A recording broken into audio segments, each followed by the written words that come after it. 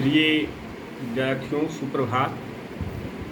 आज हम लोग एक ऐसे बिंदु पर चर्चा करने जा रहे हैं जो बालक के जीवन में महत्वपूर्ण होता है। न केवल बालक के जीवन में बल्कि व्यक्ति के संपूर्ण जीवन काल में इसका महत्वपूर्ण स्थान होता है, और वो है सामाजिक विकास। सामाजिक विकास क्या है? सामाजिक विकास बालक में कैसे होता है? क्योंकि जन्म के तुरंत बाद शिशु ना तो सामाजिक होता है और ना ही असामाजिक होता है। बाद की परिस्थितियों के अनुसार उसमें सामाजिक या असामाजिक व्यवहार विकसित होते हैं। यानी जैसी परिस्थितियाँ होती हैं उससे ये स्पष्ट होता है कि इसमें सामाजिकता है और इसमें सामाजिकता नहीं है। जब सामाजिक परिस्थितियाँ इस प्रकार होती हैं कि शिशु समाज के नैतिक नियमों यानी सोशल नॉर्म्स जो होते हैं और नैतिक मानकों मॉरल स्टैंडर्ड को अपनी आसानी से सीख लेता है, तो ये कहा जाता है कि बालक में सामाजिक विकास हुआ।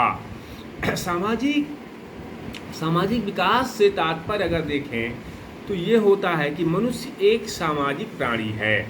उसका जन्म परिवार में होता है, और परिवार ही उसका प्राथमिक समाज का रूप ले लेता है। यानी छोटे समाज का रूप परिवार ही ले लेता है।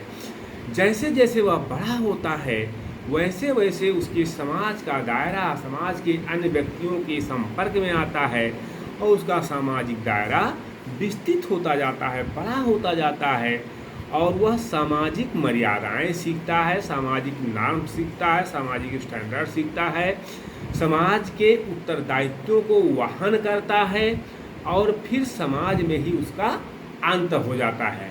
यानी बालक का जन्म समाज में होता है और उसका अंत भी समाज में ही होता है। तो व्यक्ति के व्यक्तित्व का विकास तथा भविष्य के निर्माण के लिए दूसरों के संपर्क में आना महत्वपूर्ण माना जाता है, आवश्यक माना जाता है। अगर हमको आपको किसी को अपने व्यक्तित्व का विकास करना है या अपने जो है भविष्य को सुनिश्चित करना है, तो निश्चित तौर पर हमें दूसरों के संपर्क में जाना होगा। और जब हम दूसरों के संपर्क में जाएंगे तो उसको सामाजिक संपर्क कहेंगे, और समाज के लोगों के साथ उठना बैठना चलना फिरना जब तक हम नहीं सीखेंगे तब तक कोई हमारी हेल्प कैसे करेगा, कोई किसी की हेल्प कैसे करेगा।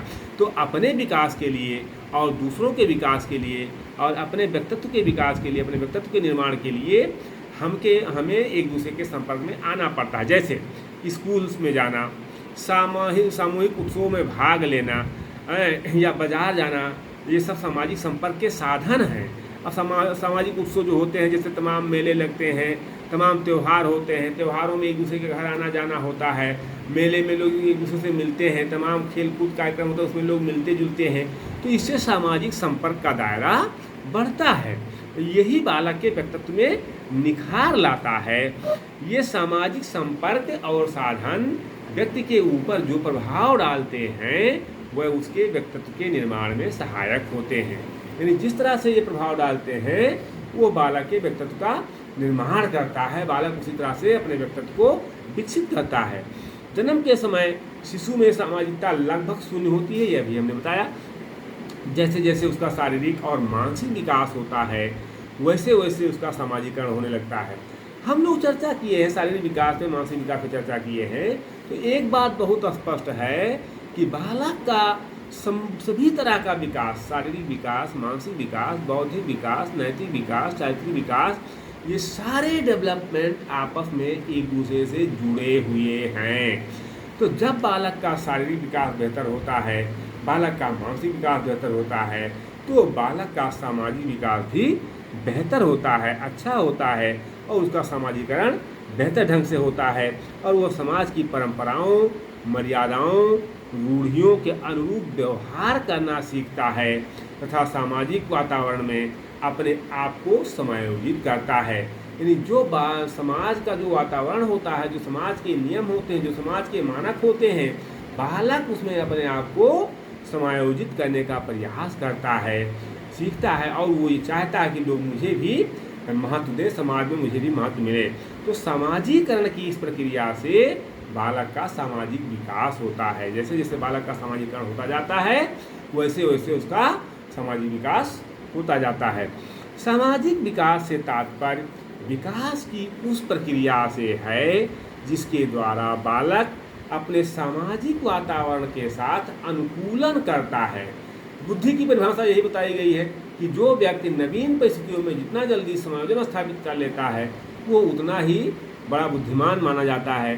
तो ऐसे ये भी है कि सामाजिक विकास के तात्पर्य उस प्रक्रिया से है जिससे व्यक्ति अपने सामाजिक वातावरण में अनुकूलन स्थापित कर ले, समायोजन स्थापित कर ले और समाज के अनुरूप कार्य करने लगे, जिससे वह अपनी सामाजिक परिस्थितियों के अनुरूप अपनी आवश्यकताओं व रुचियों पर नियंत्रण करता है, दूसरों के प्रति अपने उत्तरदायित्वों को अनुभव करता है कि हमारा उत्तरदायित्व से हम कहते हैं समाज ने मेरे लिए क्या किया, तो हमको यह सोचना चाहिए कि हमने समाज के लिए क्या किया।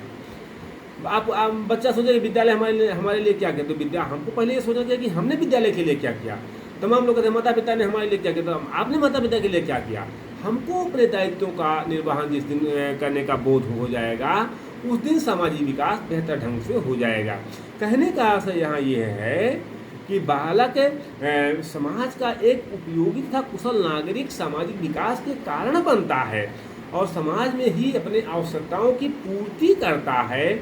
उसमें सह अस्तित्व की भावना हो जाती है। सह अस्तित्व समझते हैं, एक दूसरे के मैंने जियो और जीने दो की जो है अनुभूति होती है उसको, तथा समाज में एवं लोक कल्याण की भावना से अपने निहित स्वार्थों का त्याग कर देता है और समाज कल्याण के लिए, लोक कल्याण के लिए अपने कार्यों को करने लगता है। तो ये समस्त गुण बालक के सामाजिकरण के फलस्वरूप ही विकसित होते हैं।